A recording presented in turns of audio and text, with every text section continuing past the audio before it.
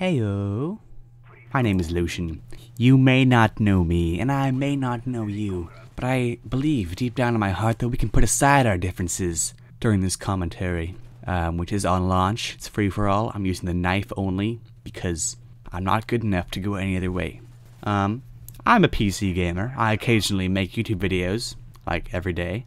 And I do play Call of Duty occasionally, obviously, because you see it right in front of you on this fine little 1280 by 720 screen. But I don't actually post COD videos on YouTube. I post videos of Guild Wars. So if you're watching this from Rand's channel, you aren't going to find my channel interesting in the slightest. But there it is. Anyway, so Rand96, or I'm going to call him Ran, or maybe Rennie. I'll call him Rennie. I hope he's okay with that. He's got a pretty nifty setup here. I like his commentating style. So thanks to him for posting this. Hopefully I can contribute some more to this channel. But maybe I'm just so terrible at this that he's not going to return my calls, and if he sees me at a party, he'll bring up some excuse about, you know, how his voicemail's been malfunctioning recently, and that would just be depressing. So anyways, here we are, launch, playing free for all. I'm not going to talk any more about the gameplay, because I've never done it before, and I like to stick to things that I know about. Always stick to your guns. So I'm going to talk instead about lying. Lying, L-Y-I-N-G. Full stop. Now when I say lying, I realize that's in fact painting with a pretty broad brush, or driving with a pretty big truck. Yeah?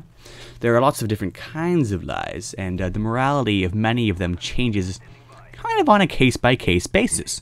So what I'm saying with that last sentence is that a huge lie in the right circumstances can be helpful, but oftentimes this is not the case. Anyways, today I'm going to talk about white lies, or at least gray lies. Because oftentimes we see these things as little harmless, like snippets of falsification, even when they're not harmless.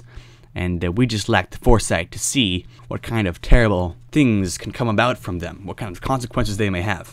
Something I do a lot, and this is an example here. It's like when I'm at a party. Actually, I'm just joking. I don't go to any parties. But if I was at a party or something and talking to somebody, and they bring something up, like a movie or a book, and they're like, "Hey, Lucian, did you know that part in Three Dead Men," or whatever, you know? And I'm like, yeah, you know, and I just say yeah, in affirmative, just to keep the conversational flow going. You know, I nod, and even if I haven't seen that movie. Now, it seems harmless, right? It's harmless? You're telling me it's harmless, right? But that's not harmless. In fact, I'm wrong. Here's why. So, say that the conversation continues to go in that direction, and you're forced to falsify more information on your experience with the movie or the book, you know. You're going to continually feel that pressure of the initial lie. It's going to be pressing down on you like a dumpster on a discarded donut. Just always there. And the conversation is not going to be very fun throughout. Now, if you're socially agile, if you're a talking ninja, like I am, you may in fact escape this tunnel of social death with their web of lies intact. However, to do that, you're either going to come across as dull for a little bit, or you're going to have to say like, you know, maybe I didn't see that film. I must be thinking of some other movie that starts in Vietnam with a brown collie dog and a man with a machine gun, you know, or whatever. So that first excuse, or that excuse is, you know, fine and dandy once, unless your friends are like super smart and are psychology majors. But you can really only pull that off like once or twice before somebody's like, "Hey, he's a liar."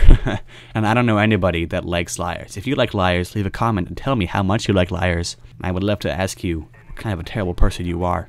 And if you have to come across as dull, that's never good, because you're either going to A, have no friends, or B, have dull friends, and nobody wants dull friends. Dull friends are the kind of friends that come over and sit on your couch and eat Cheetos and watch old reruns of Star Trek. And they're just like, I don't know what to do. You know, they just do that. And you're like, well, I don't know what to do, so I'm going to eat Cheetos and be dull with you. And that's not the kind of friend you want. Anyway, so that's the first kind of lying I'm going to talk about. Second kind of lying, which I feel is like the most horrible thingy, and also the most obvious thing, is kind of connected. It's like when you're talking about something that you really don't know anything about. Now, I do this a lot, and sometimes it's okay.